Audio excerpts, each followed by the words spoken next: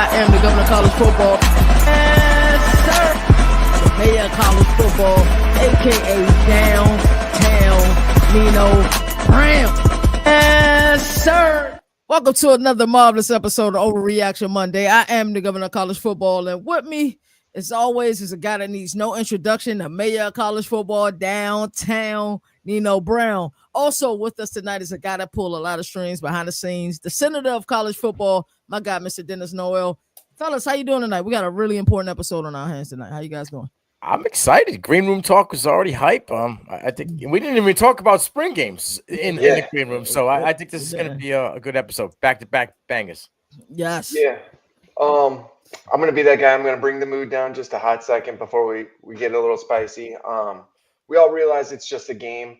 I mean, we may get heated, but I want to throw my thoughts and prayers out to Cincinnati Bearcat, Jeremiah Kelly's family. Gentleman passed away, so my thoughts and prayers are with his family and the Bearcat Nation. So, absolutely. Yeah, it's heartbreaking the amount of athletes we see. And it seems like it happened every offseason. We're losing athletes time and time again. It's heartbreaking. So we're gonna, before we get into the NIL, and transfer portal reform talk, we're gonna start it off with rapid fire questions.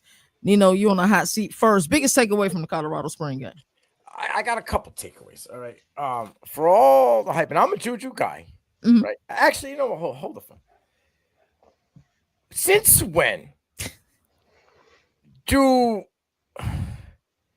we retire people's jerseys after they've left college football for like 36 days?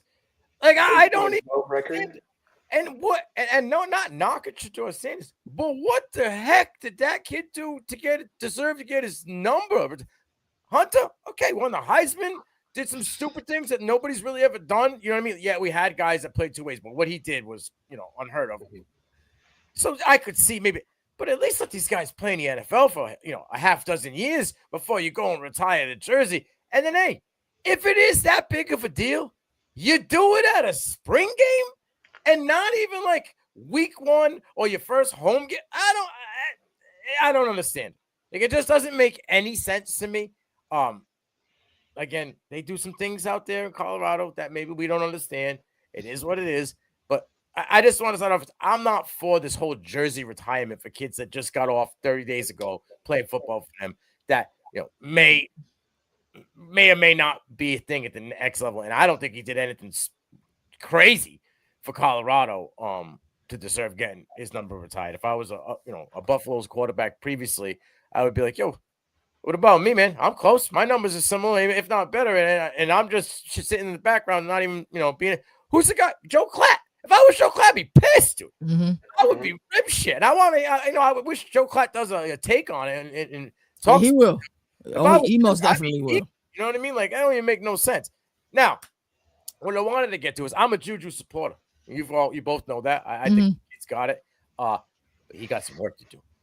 So all the hype that people thought that Caden Salter wasn't going to be the quarterback one for the Buffaloes, we can hush that all up. We can bring that down a little bit. We don't be out Shannon shopping anybody and loudmouthing things during the day here, all right? I'm just saying, Caden Salter is the dude. 9 for 11, 67 yards. They really weren't, going crazy, but he did make a couple good throws.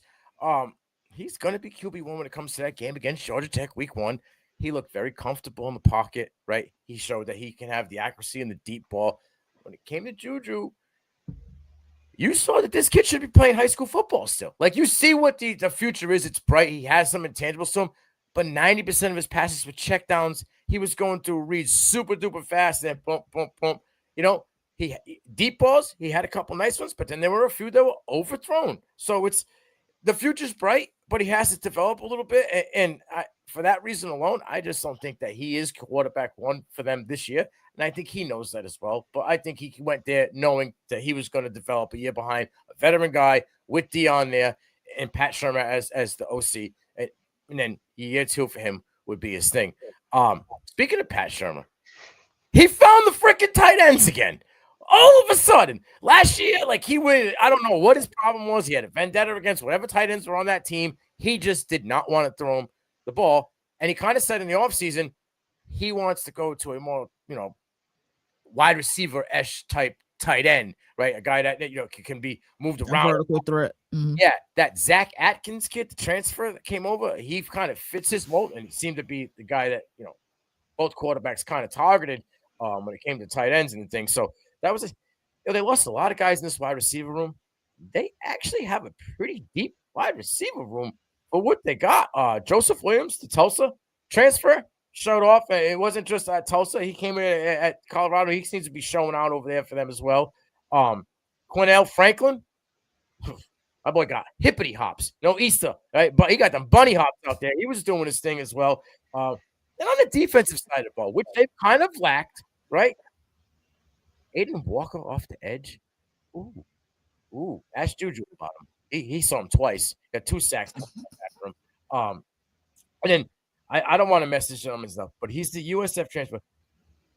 Tafweek Bedard, the safety. This kid was a missile all over the field, right? He was disruptive, especially when he was facing Juju. He was just everywhere. He had a couple pass breakups. This is dude that I think in regular season is going to be laying the wood and snot bubbles when this guy connects on you if you ain't paying attention for him. They lost both of their safeties, obviously.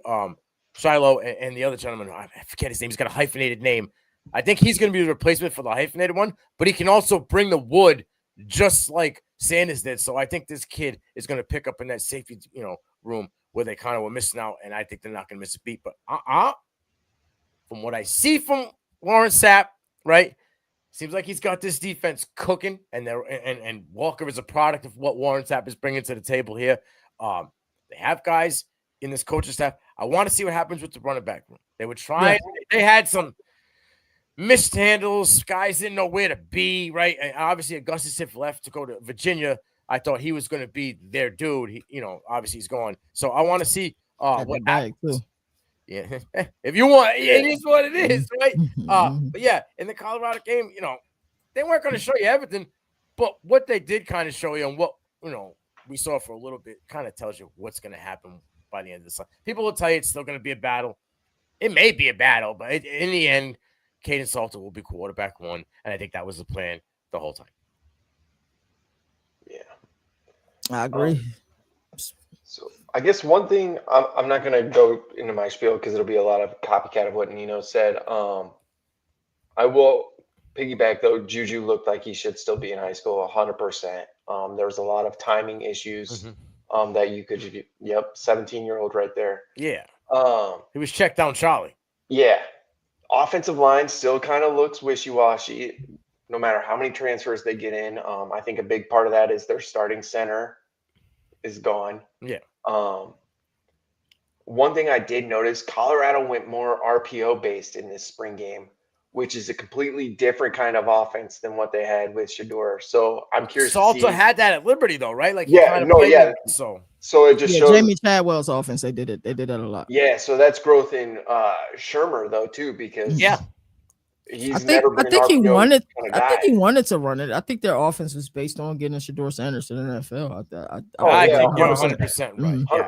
100%. Look at Jimmy Horn. He took such a hit he could have been a wide receiver 2 for that team and a guy that stood out. Who now shout out to Steve Smith. Yeah, Steve Smith is giving him love. And I heard a little bit before Steve Smith, like at the pro day, like Jimmy Horn went nuts. Jimmy Horn showing the but he wasn't able to ball out due to the fact that they had so many other weapons.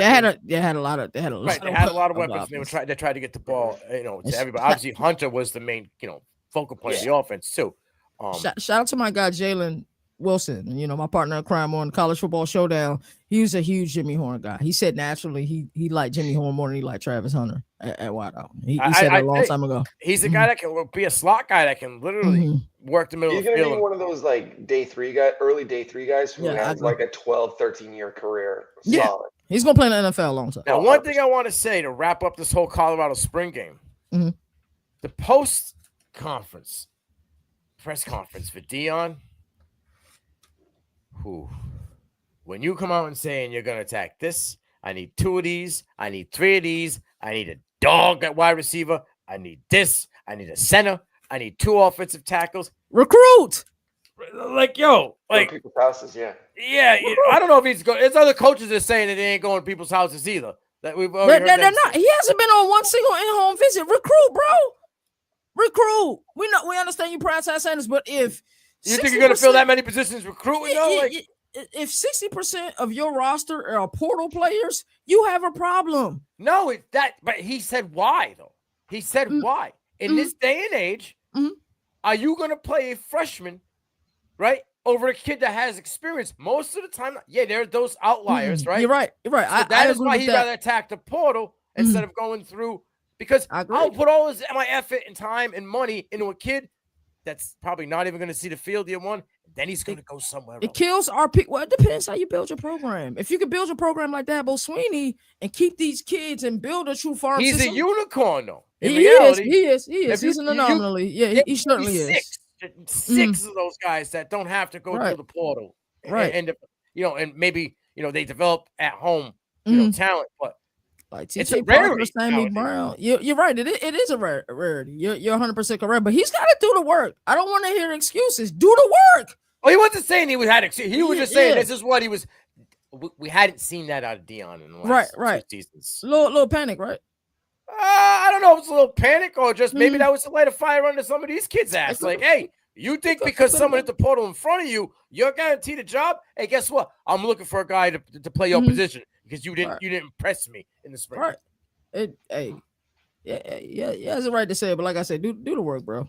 I just don't hear any other coaches saying they're going out there for 16 different positions. Yeah, that's crazy. Yeah, and especially when a lot of your budget is tied up. It's the late window portal, bro. You should be grabbing a piece here, a piece there. You shouldn't need 8 pieces, bro. Something's wrong. You haven't built your team appropriately, in my opinion.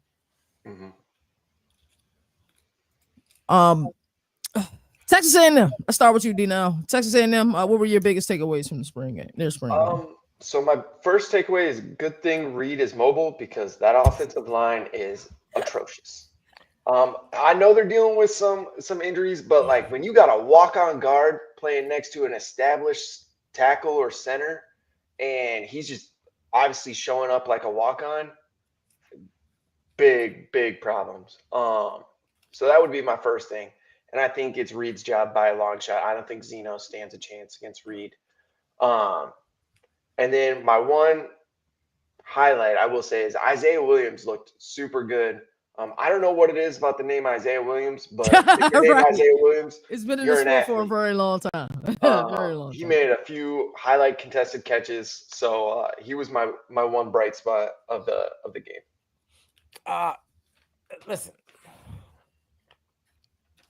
they went down to your local market basket, got them a nice big gallon of Breyer's French bean vanilla ice cream, because that is what they handed you. Vanilla offense, bro. Straight. Yo, they started in the game, I think 18 freshmen. Yeah. And 7 of them were on the offensive side of the ball. So for that, why do you think Marco Jones had 5 sacks and 6 tackles for loss? One human being in a spring game dominated by himself. They had 12 sacks as a maroon and white combined. They had 12 total sacks. I mean, it was inexperienced. I'm sure they've been picking up on keys and different things. They're practicing against these guys. They're not showing you anything. No, they don't want to lose anybody in this late window. They weren't going to do that. I think this is going to see a lot of what you're going to get on a lot of these teams going forward. Spring games. In these spring games, if they do them, right? If they do decide to have them, yeah. You mentioned Isaiah Williams. He stood out to me as well. But Mario fucking Craver, bro. This kid is going to be the beneficiary of Casey Concepcion, right? And a Mike Elko offense. He is going to eat in the middle of the field. They already started giving him. He led the team in rushes, attempts, and yards on both sides, whether it was maroon or white. He led them. Casey Concepcion had 7 receptions. He's going to be the guy. Like, I never understood the Micah Hudson transfer in there. It just didn't make any sense to me. Where were you going to be? With what they had already, they already got 3 guys through the portal. They have a guy in Aston Belteroma who scored a touchdown, right? He was a true freshman coming in with 4-star. It just didn't make any sense. Like, and I know that there was issues. He had to leave for family things. They wanted him to come back. He's like, I got to do my family thing. I also heard that there was him and Marcel Reed got in a little bit of a physicality altercation. So that didn't help the issues as well. But you guys are true insiders. I don't know how you guys get this information, man. You and D now always got some. I be looking like, yo, how the hell they find this, man? Like, that's crazy. Rabbit holes, bro. I'm telling you, rabbit holes. Yeah. It's absolutely crazy. Addiction. Yeah. But offense, what they showed, the main pieces are going to be the main pieces, and I think that's why they gave you that finale. Where are you guys at with Colin Klein as a play caller? As a, he did leave the Little Apple, which a place that he called home, went to Texas A&M. Texas A&M was a game outside of the SEC championship last year. But I wonder if part of him still, like, College Station is beautiful. How are you going to use Marcel Reed? Yeah. Are you going to use him in a Lamar Jackson type of way where, his legs are secondary, right? Like Lamar now looks to throw first before running. Like when he came in the league the first couple years, even at Louisville, he was a run first guy. And then he was 100%. He was throw the ball deep later on. Marcel Reed kind of looked like that last year.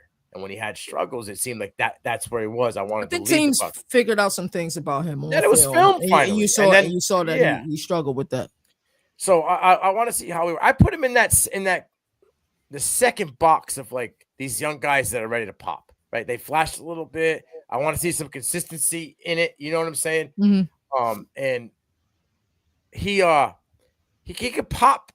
He has a chance to pop with this offense and maybe take that like Garrett Riley type step from sure. But I think he's in that second tier of guys that are got something brewing. You know what I'm saying?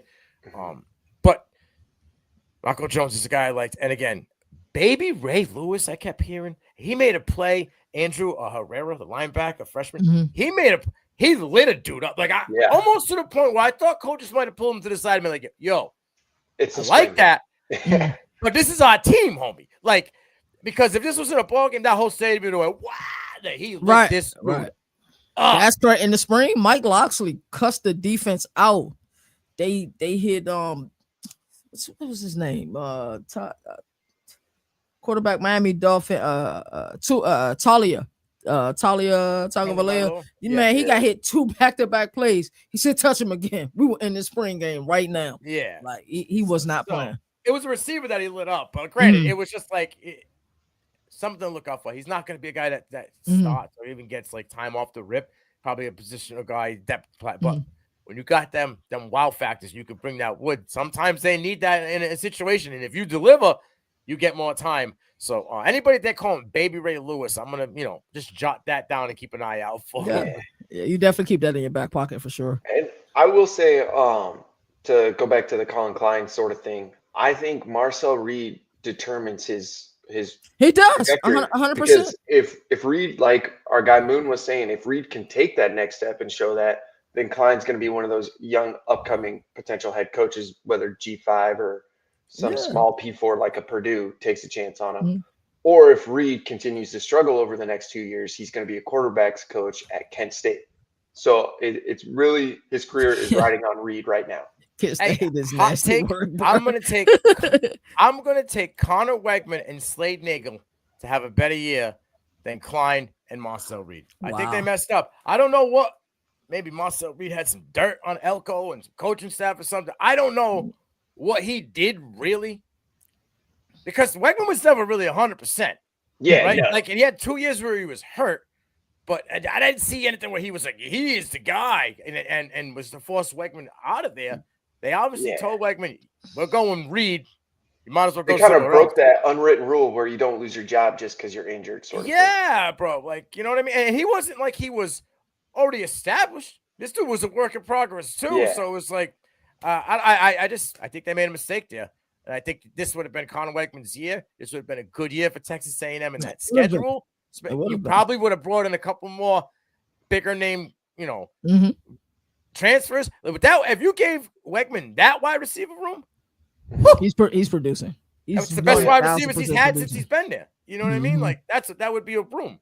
Yeah, if Wegman was still there, he would have been probably my top 6 Heisman wise going into the year. I think he's going to ball out in Houston, and he's going to make some noise. He's going to have one hell of a chip on his shoulder. Leads Houston to be one of those G5 schools in the playoffs. I think in that conversation. Dina, I think you nailed your Colin Klein take. I know some people that's down. They're really. I'm not going to say who it is. Really close with the Duke football program. They go to all of the games, and they was like the way Mike Elko left. You know what I'm saying? Of course, it's a better job, but just the way he left, didn't say bye to anybody. He just grabbed the shit like Lincoln Riley. Yeah, middle of the night. Yep. He just grabbed the shit and went. All right, so let's talk about another screen game. Coming back to you, Nino. Michigan, what were your takeaways from there? Another kid that we all want to see, like, go and be the dude, but I've been telling you for a little bit, and I'm going to give, Dino his flowers as well in the next segment of this. I don't think Underwood starts. He was less than 50% in the spring game. He had, I think it was close to 200 yards. He had a nice touchdown, but, I mean, it was a reverse flea flicker to a tight end, which I'm going to talk about a little bit in a minute. He had a couple running attempts for like 17 yards, but he was sacked 3 times.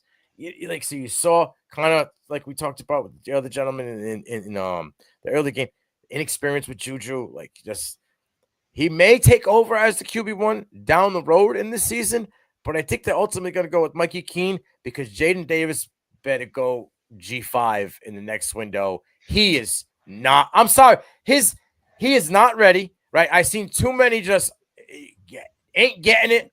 Russian throws. No, it's rough. When your first instinct and your key attribute is your legs and you're a short quarterback, we got a problem, right? Like, he's not Kyler Murray. So don't try to be Kyler Murray. You know what I mean? I think the kid transfers out, honestly, next year. Does he get any noise if he tried to leave now? No. Not after what he showed. Not after this. Yeah, no. Yeah, if there was a chance, like, because of what he had in the pocket coming in as a former, 4-star, 5-star kid, maybe. Not now. I think he should have done it after last season. He should. Yeah, he should have got out. As soon as Bryce said, "Hey, I'm going to Michigan," that would have been my later. Agreed, 100%. Now I kind of spoofed on it to you guys in the group chat, but like, what a day when we got UMass guys and Princeton running backs committed to Michigan, right? Which is crazy to me, knowing that they had Justice Hayes, right? They had him come in, and he played really well. Right? Had a nice 26-yard run he ripped off, but then one of their own kid's been there for 2 years. Kazutska, I don't know how to say his name. Bryson Kazutska, whatever. Dude went off for 105 yards on 14 carries. Had a nice 30-yard run. Like, Sharon Moore is not afraid to use running backs. He will spell. So it's like Hester's got 1 year eligibility left. So does the kid from Princeton. So it's like, yeah, when I saw that, I'm like, yeah, they're going to be a run-heavy team. They're going to probably be a 2 or 3-headed back. They're going to let Mikey Keene play off the play action. That's how he was when he was really good at Fresno State, right? His second year at Fresno State, when he blew up, it was deep balls off the play action, right? And they had a good run game. I think Mikey Keene comes out and is that one. But Hogan Hansen better watch out because Jalen Hoffman, bro. This kid, I like this tight end. For everybody that like Colston Loveland and what he supposedly supposed to bring to the table, I think this kid is what Colston Loveland we want from Colston Loveland. Right. He's got that athleticism, big boy, can go get it, can block, can play inline. I know Hanson's supposed to be the next guy up in this Michigan tight end room, but I'm going to tell you, Jalen Hoffman's going to have a little bit to say about it, in my opinion. That's where I'm at with that. Like I said, Jaden Davis, I feel bad for the young kid. Like I thought he was going to be something. I thought he was going to have an opportunity. He's gone.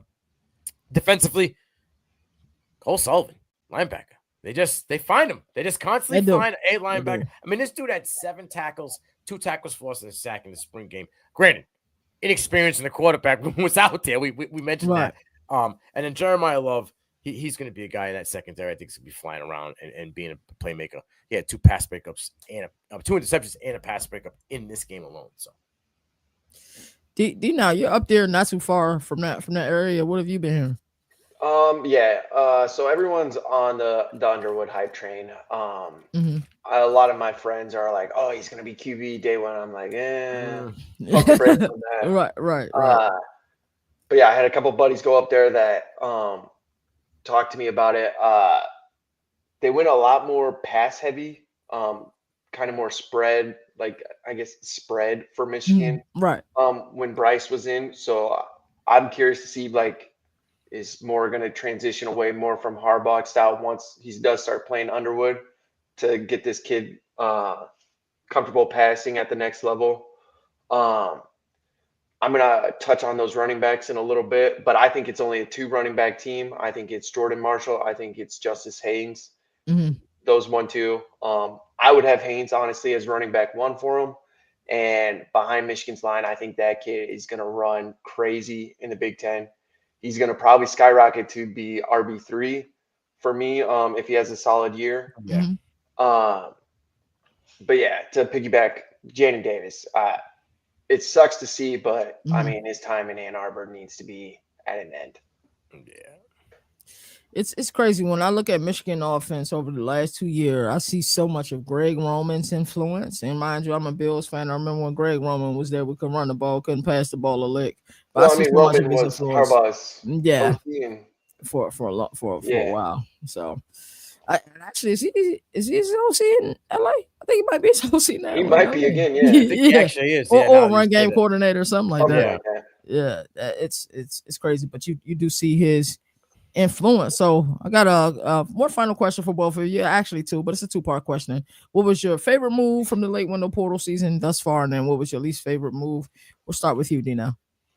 Yeah, so my favorite, I got a couple. The first one, Gio Lopez to UNC. Yes. I mean, granted, he's a lefty. I hate left-handed quarterbacks just because everything's backwards. But, I mean, he was a freshman who completed 67% of his passes. I mean, granted, the numbers weren't crazy, but, I mean, that wasn't South Alabama's offense. Right. But he's got experience. I think him and Bill's kind of offense where it's not – super exciting, but it's super effective. I think he's probably the best fit of all the quarterbacks that went to the transfer portal for that. And he's sneaky mobile. I think he had almost 500 yards rushing this year, which is something Bill honestly has never had as a quarterback. 7 rushing touchdowns this year? Yeah, something like that. So I think that's just another little wrinkle that could be added to the offense. Second is the obvious Jaden Ott to Oklahoma. Yep. Top 3 running back probably right now going into the season. And then with Mateer's freakish athleticism on top of Ott being a 3-down back, I think that just takes Oklahoma's offensive level to the next level. Sorry. You add Taylor Tatum and Taylor Tatum as the second back. Yeah. That's just stupid. When it comes to Gio Lopez, you are going to see this kid hit the lottery, okay? I say this because Bill just came out and said that he made a mistake by not drafting Lamar Jackson. He wanted Lamar and was afraid to make the move. There was the rumors in New England, Lamar's the year to go into the draft. Bill's going to take him. He's met with them twice, once down in Louisville, once in New England. Like, he wanted to be what Bill always – if you can't beat him, join him. He constantly got beat by the mobile quarterback. He did. He wanted Lamar. He wanted to be that was the one that would have turned it all around for him. Whatever he was going to do with Lamar Jackson, you're about to see Gio Lopez get unleashed. And you see all those wide receivers starting to come in now. They know that he's no, don't get me wrong. They're losing people to the portal. Oh, yeah. Just like Dion did. But Bill's recruiting, right? Like he's gone to houses already. Bill's brought in so many NFL. He's going to do the work. Yeah. Bill's going to do He's bringing guys in-house just like Dion did, all ex-Patriots, ex-guys that he's coached in the past. So these guys are seeing it. You know what I mean? I think Gio Lopez is going to skyrocket. I think this kid's going to be a top 10 quarterback in the country by the end of the season. That's a great take. So I'm with that. You got more guys that you liked? No, I named my 2 that I liked. All right. So I had those 2 on mine as well. I'm going to go back to the earlier window, the 2 that just I think are going to be absolute home runs. We kind of really didn't talk about it too much. I know me and Dino have on the side. I'm on Harvey going to Missouri as a running back. Oh, yeah, I remember you guys saw him. There is a good chance. This kid went off for like 1,300 yards as a freshman, true freshman. I think there's a good chance that this kid could be a top 2 running back in the SEC this year. He has the skills. They lost so much in that wide receiver room. You might even see 250 carries for this dude. They may lean on this kid heavily before they find their identity down the stretch in this conference because Burden's gone, Weiss is gone, right? They brought a couple kids in through the portal, but they're not familiar with the system and they got to learn it. And they're getting a new quarterback too. So yeah, I think that Ahmad Harvey is going to be the benefit of all this, and I think this kid's going to be leaned on heavily in the first 5 weeks of the season. So I like that landing spot for him. God rest his soul. Kyron Lacy's passed away. We've seen wide receiver after wide receiver after wide receiver after wide receiver, whether they transferred or came up through the ranks. I'm going back at least 10 years, right? We've seen it. I think Barry Brown is going to be that next badass motherfucker that comes out of LSU. He was totally unutilized in Kentucky, right? The 1 year Will Levis was really good. Barry Brown was an absolute monster when it came to deep balls, and he was averaging like 26 yards per catch when it came to his touchdown rate. Didn't work out very well this year with Vandergriff, whatever it may be. But I think with Garrett Nussmeier and that LSU offense, with all those pieces around him, I think this kid's going to be a top 5 wide receiver in the country, and you're going to be like, that's going to be a fun team to use on a video game too. I think LSU has the best wide receiver room in the country going into the season, because that early window, all they did was get wide receiver after wide receiver, like big name guys, like you said, Browning. So, yeah. Righty, let's talk about the bad. What was your least favorite move of the portal season so far? I guess I'll start. I'll stay away from all the recency drama and the homer of all the Hawkeyes transferring. I'm going to have to go with CJ Hester and John Volker. I think those were terrible transfer decisions for those guys. Just because I don't think they get the reps. That would be my only thing. I think they're going to be buried behind Marshall and Haynes. I would have loved to see them go to lower P4 schools, which I'm sure they had offers for, where they had that fighting chance to be RB1. They ran 3 backs last year. I mean, 2. I don't think they cracked the top 3. I don't think either of them cracks the top 3. Really? Yeah, I just so you just this is where I get confused at. Why would they had to be told that they were going to get playing time? Yeah, just because you're told that though doesn't mean I'm going to tell you whatever I need to tell you to come to my school instead of. But they're not huge additions. You know what I'm saying? Like, these aren't like key. They weren't like, oh, I need to get CJ Hester in the portal. He's like, I understand that. But so why would they get 2 guys? Like, you know what I'm saying? Of the same quality. I don't think there's going to be enough carries for them to be productive enough to warrant going to Michigan. Okay. I mean, only one person can touch the ball every single play, right? At that position. Yeah. And then unless Michigan's going to go 5 deep at running back every single I think there's an underlying injury that we haven't seen. I don't know if that would be Jordan Marshall. That would be. I don't know if he's 100%.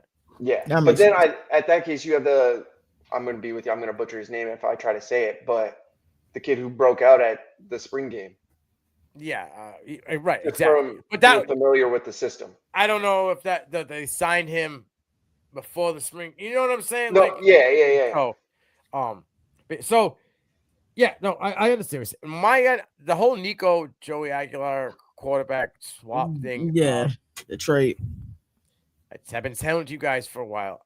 There's some dirty underlying skeletons, shit that we don't know. Hypo's not going to walk out of this with a clean slate. Something. He had his part in all of this. I don't know what it is, but something's because I called it. I said he's that type of dude that will go get this guy just because he don't fit that system or that offense. So it's going to be funny to see what happens. I think, like we said, all this hype about the odds for Heisman flip-flopping, and now the guy who's coming from App State has double better odds, right? It's double. So I got 2. We'll stay in the LSU department. I'm gonna go defense. I don't know if I like Patrick Payton going to LSU. They've had trouble using Harold Perkins correctly, right? Yeah. Could they do the same shit to him, right? And not utilize Patrick Payton the correct way? Do they put him in a hybrid role, or do they put him on the edge and let him eat? Do they put him, in that outside linebacker position? Where's he gonna go? How is him? Excuse me, and Perkins going to operate together? I feel like they're similar style players. So it's going to be interesting to see how it works. But I don't know if that was the best spot for him. I also don't like Princely. Be original, bro. Stop following your brother. You know what I mean? Like, you transferred out of Ole Miss. So you're going to be playing in you know, I don't know. It doesn't look good for me. Staying in the Ole Miss department, I love this kid. I thought this kid was an absolute stud. I like that he did it at Oklahoma State. I don't know if going to Ole Miss is the best landing spot for Deshaun Stripling, to be totally honest with you. Inexperience in the quarterback room, right? Total inexperience in that room. You're looking at kids that have whoever gets the role is going to be a first-year starter. You're bringing in a bunch of new wide receivers as well. So it's like, I don't know if you're going to be the dude. And I thought this guy could be, if he stood at Oklahoma State, had a chance to be a top 15 wide receiver in this class. I think this is, I don't know. I don't think he's going to take a Trey Harris leap going to Ole Miss. I think this might hurt him, to be honest with you. But I could be wrong. I will say one transfer I am looking forward to is if Steve Angeli does go to Syracuse. That's one name.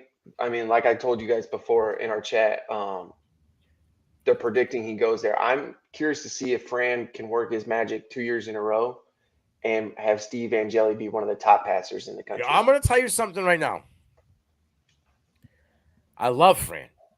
But if Angeli goes to Syracuse and wins that job over weeks, that says you made the wrong decision. You lost your fucking wide receiver because of it. Mm-hmm. Because that's what Pena said. He didn't trust the quarterback play. He didn't trust, the offensive line play, and he thought it was going to hurt his stock in a wide receiver room because his numbers would drop down, and he's coming off his best career year. Yeah. I don't think Angeli's any better than Weeks. No. I mean, the only thing Angeli has is probably a better sample size, I guess. But was he really that good for Notre Dame? No. I mean, he was a game manager. He was there for 2 years, right? Yeah, and I mean, they went to the portal for both years. Did he go last year? No, they went to the portal. Oh, yeah. They went and got Hartman, and then they went and got Riley Leonard because he wasn't, Yeah. I don't know. I'm just curious to see if Fran Brown can work his magic 2 years in a row for guys written off. So.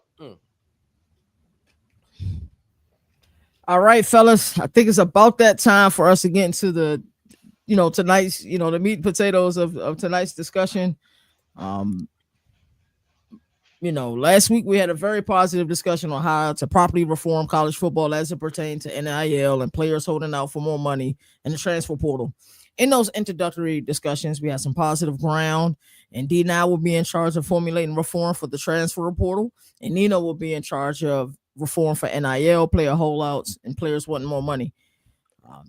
You'll both have 10 minutes or however many minutes you need. And whoever wants to go first, let me know. I'll go first. Okay. Because I think it'll flow better with what we kind of talked about in the green room. For sure. So we kind of talked a little bit about it. The Arkansas AD today with Madden. Madden Iamaleava hitting the portal again. He wants buyouts. Because he doesn't want to be dealing with getting screwed over. And I understand. I get it. I don't know if buyouts is something for me, but what I got is, I mentioned it last week. You have an NIL deal, you sign your NIL deal. Fine, great. There's no negotiating the NIL deal if you stay for the school until after 20 games are played. Now you were at a program for 20 games and you sat the bench and you think you deserve to renegotiate your money. You played 20 games. So that would bring you to 2 years at a program, right? And then at that point, I think you've either decided I'm going to move on. This isn't working for me. I'm not, whatever it may be. But none of this, hey, I played 7 games. We're 6-1, Matthew Suka, and I think that I'm going to go and get a bag. Well, how did that work out, right? So that's not for me. I think we need to have broken down to game or weekly installments for what your NIL deal is. Because here's my thing. Lump sum pays, and then you have to buy out. These are young kids. They're going to be stupid with a lump sum of money. So he blows all of his NIL money, or his boy does, or Nico's dad blows all of his money, and now they need to find more money, right? Now this kid's, oh, well, you're going to get a transfer. Oh, all right, well, you transfer. But now I want my $80K back. Well, I don't have it. Well, you're going to penalize? So, yeah, you had mentioned like penalizing and maybe however it could be. Yeah, you could, But you could eliminate that whole situation by just only paying them for what they actually perform on, right? So it would be a weekly paycheck or installment. And we're also going to performance-based as well. Like, all right, you're QB1. I signed you on an NIL deal as a 5-star recruit that was going to be a starter off, say day one, maybe. Like, say, Bryce Underwood. I think they thought he was going to be the starter day one. Oh, wait a minute. You're going to have to sit. We might have to figure out this money or have a clause in there where if you're not QB1, well, then the pay rate, just like in the NFL, a backup quarterback's pay rate, right? Or the second tier quarterback, that rate's different. And we have a scale set up. I think that would determine the rate. That would also, because just look at Nico, right? Like, oh, if he wanted $4 million, he may not have been worth $4 million, but I think at what his value was of stature of coming in, what he brings to the table, what his class was, like that group of his quarterbacks were valued at, maybe he was valued at $4 million. Because if Carson Beck can get close to $8 to $10 million, right, for not much better play than what Nico gave Tennessee, then I don't think the kid really had much, he isn't really that wrong for asking for the money because he's just playing the game that everybody else is playing. Now, I get it. How do you do that? Well, I want to bring in a team. They're not one person because it can be, swayed. He could be the one person. He or she could be the one guy in charge. And if they get their pockets greased, they're going to do whatever they want to do, like any other place. I want a head and then 3 people at the round table to sit with them. Now, my man already says that he wants Nick Saban. So I took Nick Saban out of the pocket because Saban is the ultimate and the answer to all, right? Let him be commissioner. And that's fine. Be commissioner of college football and put my department in there. My department will be headed by none other than the sheriff, Peyton Manning. He sits at the top of this Department of Reform, is what I call it, okay? NIL reform. This guy's had success at Tennessee, probably got paid. We're all not stupid. He got paid, right? People got paid. He got paid, we didn't know about it on social media or on ESPN or anything like that. But everybody, guys of his caliber, got money. But he's had success at all levels, right? College, the NFL level, right? And he's had success post-football career.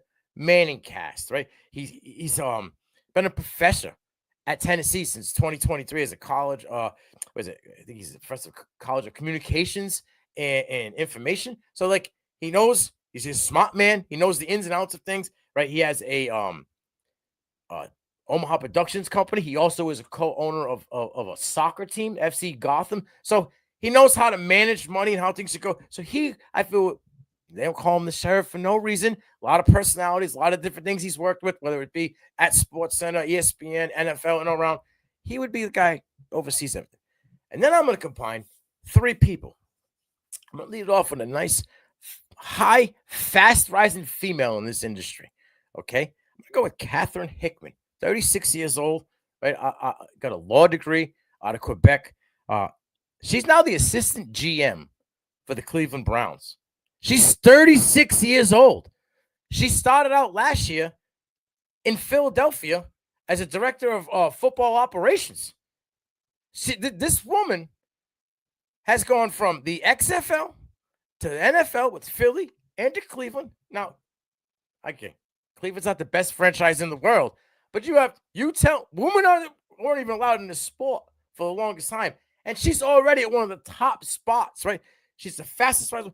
36 years old. She's been around football and logistics with football since she's been in college. So I think her, like I said, a young mind that's been through the XFL, the NFL, money situation. Bring the youth in. Bring a new innovative mind into it. Let's sit together at a table. That also brings in Reggie Bush as another gentleman, okay, who's had bad instincts with NIL. But it's changed the whole landscape, right? Got his Heisman band, but he's got it back. Another guy, through all of this, has had success outside of college football, managing money, right? I think that this gentleman could put input on what we can and cannot do, as well as it affected him throughout his career, post and through it. And then we bring in kind of the haysayer of all three of these that would probably lead the message to Peyton Manning. That'd be Bob Stoops. Okay. 64-year-old, really not like this old guy, kind of hip to what's going on, has had success at every level that he's played at, right? Over 100 wins at Oklahoma. You want to talk about a coaching tree? We all talk about Saban's coaching tree. Bob Stoops' coaching tree is just stupid. Lincoln Riley, Venables, Sumlin, Mike Leach, God rest his soul, Nowell, names just go on and on. Worked with a bunch of different people, has had success everywhere. Again, currently having success. I think it's the UFL now. I'm not sure what the league is called. I think they merged with the X, but he's tied for first over there as well. So, like, he's had success. He understands the game. When he was at Oklahoma, he was one of the top paid. He changed the contracts for coaches back then. Like, his contract was one of the top paying contracts behind Nick Saban. He was number 2. So he knows how to negotiate and handle the money situation. I think those three guys sit down, design a system, negotiate on how to make this all work. They bring it to the guy at the top, the sheriff, and the commissioner sit down. Quarterly meetings. Nick Saban, Peyton Manning, delivered by his team, and they develop a system, and they figure this out. But I think you got to have outside bodies. And it can't just be all football mind. You got to have outside bodies in this team. Maybe not these exact guys, but pieces like this, I think. And you develop a team of leaders and guys that have been around for a while and have, success in this type of atmosphere. Get Charlie Baker the fuck out of here. And let's get some new innovative minds in there and something fresh. And I think this is the way to do it. And I think what Nino is going to come up with what he's got to say, the combination of both of those together in one big unit, I think kind of can't go wrong. All righty. So to recap some of this, we got a 20-game minimum for NIL, weekly paycheck installments. There's also an NIL scale pay. Starters get one thing. Players who are not starting get another thing. You got the Department of NIL reform. Peyton Manning is your chief. Catherine Hickman is your underboss. You got Reggie Bush. You got Bob Stoops. That's a hell of a cabinet. Great job, Nino. D-Now, you're on the clock, brother. All right. So I had one sort of mindset set going into this, but listening to Nino, I'm going to kind of change mine and tweak it if you don't mind. I think you need to take parts of all major sports and kind of tweak them to put them into the NFL or the college football. I'm going to start, obviously, I said Nick Saban's going to be my college football commissioner. And then I'm going to go with like a coach or a former player, something kind of like how the NFL does with Troy Vincent as the director of operations sort of thing. But then two names that I wanted to throw out there.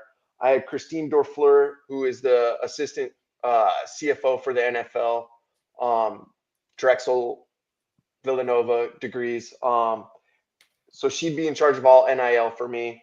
And then Tracy Perlman, who is, I'm drawing a blank, vice president of like communications, I want to say, for the NFL. So she'd be in charge of all the transfer portal aspects, and then however you want to trickle that down. So that would be my reform roundtable, or however Nino described it. And then I would go with the game by game checks. I did like that idea, much like every major sports does. So you sign a contract, whether that's for 20 games, however long you want to sign it for, and then it is in weekly increments. I liked that. But then at the same time, if you think of baseball or NBA, there are opportunities where you can have buyouts from your contract. And that would be where I would have to agree with Arkansas AD, where, hey, we'll give you X amount, but you're not getting the whole thing, or you can return X amount, and then you're free to transfer, no penalties, however you want to go about that. And then, so looking through, and then if they're not willing to pay back or whatever the circumstances is, the penalty that I think would have to be some sort of loss of eligibility, whether that's a X amount of game suspension, season long suspension, whatever you want to name. That'd be for the reform committee to decide. But I'm with you. It can't be Charlie Baker, one person in charge of the entire thing. I think it needs to be broken down into you have a football committee, you have a college basketball committee, you have a college baseball, XYZ all the way down, all sports. So I didn't take my whole 10 minutes, but a lot of the things that Nino was saying, I will have to agree with. And we talked about this in the back. There would just be those few minor tweaks that I would fix. Yo, I'm loving it. I love how you guys created the department. So for your transfer portal reform, you got Nick Saban as your college football commissioner, Christine DeFleur, Tracy Perlman, who will be in charge of the transfer portal. So I do have a few questions for both of you so we can speak candidly. So Nino, as it pertains to transfer portal reform, what are some of the rules of the portal? Like, if you play a year, do you get one free transfer? Like how many transfer credits do you get? Are we doing any red shirts? I do have a couple questions. So I think one way to slow down the craziness of the transfer portal, I think they have to go back to how it used to be. Red shirts, love it. Yes.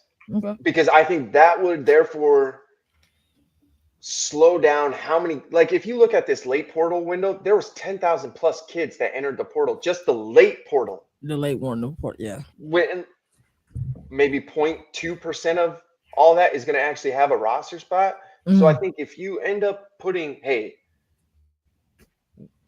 unless there's some sort of hardship, or even if you wanted to do one free transfer. Yeah, like one credit and then it's the red shirt year. One free transfer. And then if you want to transfer again, then you have to sit out. So there you don't get like Caden Proctor's who's transferring back to Alabama. Right. Like you'd have to sit out the next year because that's two right there. I guess unless you're coach. What about if a coach is fired? You get then so you get one free credit unless there's an outstanding circumstance. Yeah. So one free credit outside circumstance. After that, red shirt. I love it. Nino, you got something you want? I like where you're going with it, but then there's so many. What about this? And then what about that? No, I think you have to cut it black and white. Unless your coach fires or leaves for a new job, you get one transfer. And then it's a medical, if you red shirt because of medical reasons. Okay, so then if you want to go down that, you get one medical / hardship. You can't be that McCormick guy at Miami who's been in college for a decade.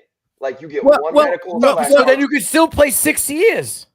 Well, is 6 better than 10 though? Yeah, I know you're right, but I think it should be no more than 5. And the way I look at it is, no, we're capping the year. So So then you get he's just talking about the portal. So you get one transfer unless an outstanding circumstance, right? And we're also putting a cap on how many years of college football you can play. Well, I'm just saying, like when it comes to the portal, like you know what I mean. Like I redshirt a year, and then I hit the portal, right? So like that year was that would be your one red shirt. Oh, the portal is a red shirt? Well, you said you redshirted and then you hit a portal. So then you would still have just your 4 years of eligibility. You used your one. Otherwise, and then the next year, if you transfer, then you still have to sit out, but you lose that year of eligibility. See, I think you can transfer one time every 2 calendar years. Okay, so then if I'm going back by your math, are you doing anything redshirt like you're capping people at 5 years? I don't give a shit. Well, how many redshirt? You can redshirt, medical, whatever you want to do with the redshirt. So I could go to Alabama for 2 years, play my games, transfer to Miami, play my games, and if I still have time, you'd be okay with them transferring for because you have to. You're giving up 720 days, 730 days before you redshirt again. Before you transfer again. And by that time, you're probably either going to the NFL or you're really not that damn good. And you need that extra transfer to boost your stock. But I transferred to Houston. Then it didn't work out. It didn't look good. I transferred to Wisconsin like Tanner Kozel. Doesn't look good for me. Then I'm going to transfer to Houston in a 3-month span, dude. Like, come on. That's what I'm saying. Like, if they did that double transfer, they'd automatically have to sit out a year. I like that. I think that stops. I love that. But then here we go. Ready? Here what happened. Their coach quits or gets fired that year. They get to hit the portal again. Now this kid's been in the portal. So that's an outstanding circumstance, though. It's not as outstanding as it's been in the past 2 years. How many coaches have gotten fired in the past years or left their job or retired? You're right, Yeah. but I think you're still minimizing the numbers though. But I think there's still ways it'll make it. I mean, you're cutting the numbers at least in half. Probably more than that. Honestly, you're probably cutting the numbers around about 60%. At this point, to 5 years, do whatever you want. 5-year max. Is that what we're saying? Like, you got 5 years in college, you could play for 5 different schools for all I care. At the end of 5 years, you're done. I'm with that, bro. No medicals, no red shirts. You got 5 fucking years. Figure it out. You want to play in 5 schools? I don't give a shit. Okay. You got I'd be okay with that. I'd be okay with that. Eliminates everything else. You know what I'm saying? I'd rather have one or the other. But then at the same point, then you have to set a cap for NIL, I think. Yeah. But that's what I meant. Well, I mean, that's something neither of us said. Well, look, when the starters, I said to my class, there's a starter quarterback. Right. There's a cap. You're a starter quarterback. You know what I mean? 1.5 million, bro, as a starter quarterback in P4 conferences. That's the standard, right? G5, 700,000. That's the standard. We work from there. You're a backup. It's significantly different. So you credit cap. I love the cap idea. I actually do love D-Now's idea of you get 1 free credit, outstanding circumstance. Like I said, I think you cut it by about 60%. You don't see this hoopla with, hey, I'm going to transfer in an early window and I'm going to also transfer in a late window. People wouldn't do that. I don't think you see that. The medical hardship or like the medical red shirt. Mm-hmm. You want to put that in? Fine. Fuck these independent doctors. Gotta be through the team doctor, right? Like the team doctor says you can't play, or you know what I'm saying?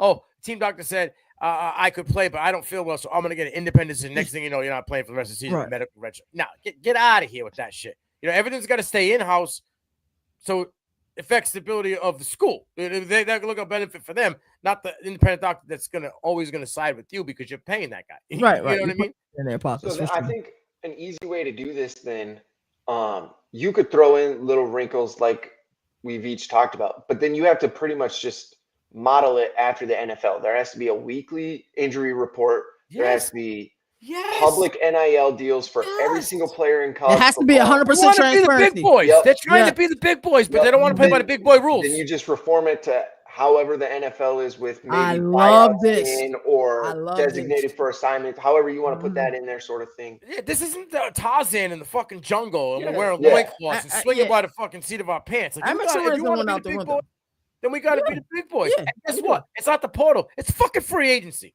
Call it a day. Yeah. So then at that point, you have to, I guess the only other hurdle that you may have to jump is you have to reclassify amateurism, however they want to put it, because that's the big thing with NCAA, amateurism. You can still make it amateurism, but guess what? You signed a 2-year deal. Wait, you signed a 2-year deal to Alabama for $3 million. I owe your ass for 2 years, and I owe you $3 million. After that contract expires on whatever date, January 1st, after the bowl games ended, you're a free agent. I can match you, or you're a free agent. You want to take my match? Fine. It's not, it's not like I don't hold you hostage. But if UCLA says, hey, I'll offer you a 1-year deal for $3 million, and you go there, you have 2 years left of eligibility in your college football career, right? Wherever you want to fucking go. If you want to leave after the 3rd year, so be it. Good luck. Have fun. But if the mandatory 2 first years would and if you get out of that contract, just like it is in the NFL, okay, because they get weekly, but there's incentive pay and there's a sign-in bonus, and however they do it, they also put it. Well, then if you leave or whatever, this comes back. You owe us this much of the sign-in bonus back. Yo, I'm with that. But that's how it should be for college. At this point, let's just call a spade a spade. It's not college football anymore. It should be called like the G League or the minor leagues or whatever, because it's no longer college football. They're essentially, bro, they don't go to school. They take online fucking classes. 80% of these kids take school online. Some of them pay someone else to take their classes. Yeah. They do. So, I mean, at this point, taking if you're good enough for a school to want you here, you're in the minor leagues. That's and I think that settles everything. That's what it is. Because they were getting paid before to play. It was called education and a $60,000 scholarship that you'd have to come out of pocket for. Well, that wasn't good enough anymore. Fine. You want to be paid like you are, appropriately, or they're going to be a professional, right? You're a professional football player when you're getting paid to play, right? You're a professional, you're paid for your profession. Well, then we got to treat it right. We'll get contracts, motherfucker. You break that contract, there's repercussions. You have to answer to it. You can't do whatever you want to do. I come in, you give me $300,000, and then I get a fat signing bonus, and then I realize, I'm going to be wide receiver 3. Well, that fat signing bonus, you're only here for 2 weeks. I gave it $20K. I need $17K back, buddy. Exactly. Right now. So then at that point, just to settle the whole thing is, if he can't pay it, he can't transfer. He's got to stay. Yeah. No sitting out. This should be public knowledge. It's 100% to be public knowledge. What you're getting paid, what your buyout is. Just like sports tracks for NFL, you go check Exactly. I think we're truly getting somewhere with this transfer portal. I love what we did with the NIL as well. This is great. So if realistically, if we could form these cabinets that both of you all performed, I love the names you guys have in both of your cabinets. Because I think the sport is great. I think the product on the field is fantastic, but the semantics of the sport is what truly sucks, especially in the off season. I think this will help the sport a great deal. Behind the curtain is supposed to stay behind the curtain. It is 100%. And I will say now that the wheels are turning, I'm starting to think of things. I think the entire college football season, one thing to fix all this too would be you have to shift it to the start of August. That way the season is over by the first week of December, and there's only one window. Yo! You have Christmas break to decide where you're going for the next year. And that's the only window you get because the rest of the time you're in school. I hate this window. I think this window is stupid. And that would be amazing. It would be amazing for early signing day. Yeah, it could because early signing day right after the national championship.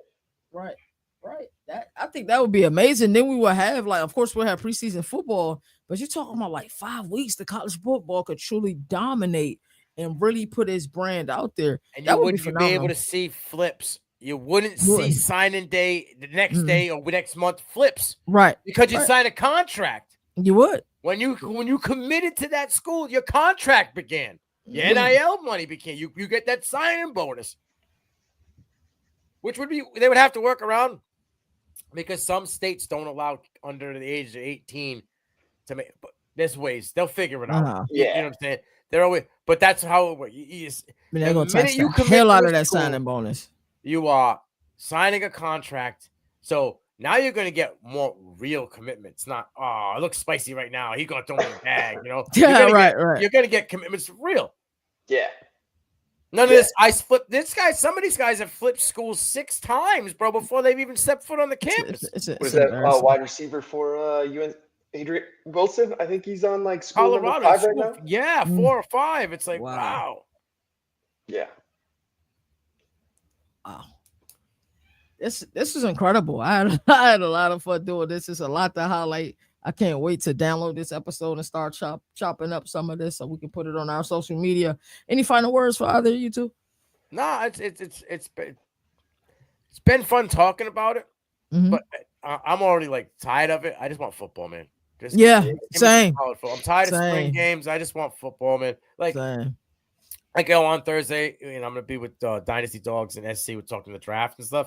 I'll be on from pick 3 to 7 or something like that. But just want this to be over. I'm tired of hearing about it. You know what I mean? It's like we talk about being our kids and letting them go. It's like that 37-year-old kid I'm moving out. He's still in your basement. Right. I want these kids to get drafted, and I don't want to hear about them no more. Give me the batch of, next batch. Or shit, give me the true freshmen coming in. I could give a shit less, but I'm tired of talking about the draft. Yeah. Before we close out this episode, shout out to Andy, man. Andy making major moves. Definitely shout out to him. Nino, any final words? You're gonna like this one. I'm gonna give a shout out. Happy birthday to my GOAT, Iowa Hawkeye quarterback Brad Banks. Hey, my dog, Brad Banks, bro. Damn, that reminds me of my childhood. I used to love watching Brad Banks, man. Wow. As I always like to say, there are no more victories in a sport that survive and advance. That's why college football has the greatest regular season, Until next time, you all take care. Yes, sir. Today I am the governor of college football. Yes, sir. The mayor of college football, aka Down.